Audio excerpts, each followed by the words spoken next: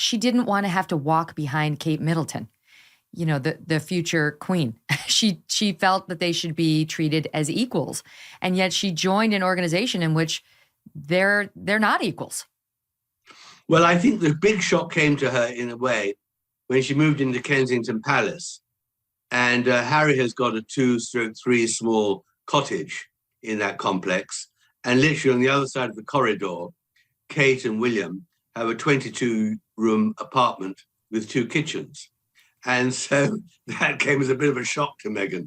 But I think that was a shock she could overcome because she didn't intend to stay. And that was the other part of the problem, so to speak. But of course, the 2 women didn't get on. And I'm not surprised. And I don't blame Meghan entirely for that, because Meghan was a self-made woman. She'd come from a tough background. Every penny she had, she earned.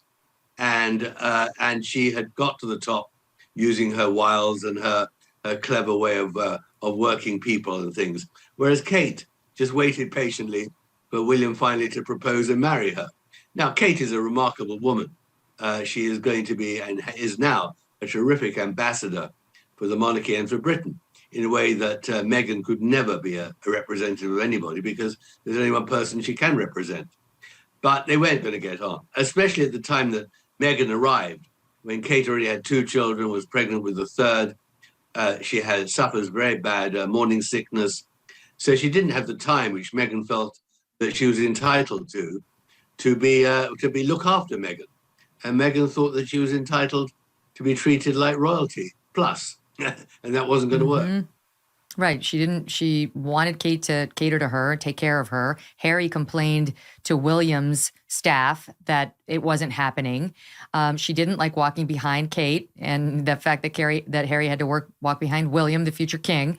And then we saw in the Oprah interview, she claimed that the truth of the relationship with Kate Middleton is that Kate abused her, that Meghan never made Kate cry, and that what was so infuriating about watching the press coverage for Meghan was that she was in fact the victim and the media was reporting that she was the aggressor, and that Kate was so out of line with Meghan. She brought Meghan flowers to apologize to her, and that shows that Kate was in the wrong, and she had to sit back and be powerless, feel powerless with the media reports that she was the one antagonizing Kate. She went, as she did in every chapter of your book. I mean, like, she continues to go to everybody at the palace saying, get that lie out of the press, get that lie, get that, they've said something else negative about me. Hello, it's called being a public figure. But she was very frustrated that the palace wouldn't go out there and start bashing Kate in the press by saying, oh, no, Kate's the bully.